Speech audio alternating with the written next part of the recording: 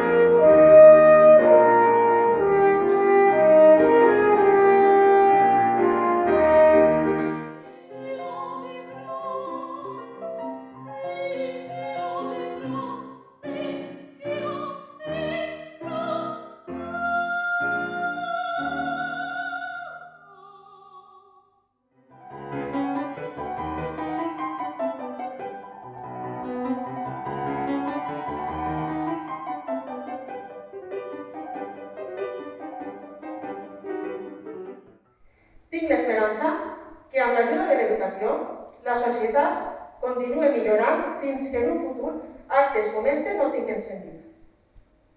Serà senyal que estem en un món on la igualtat està present de veritat.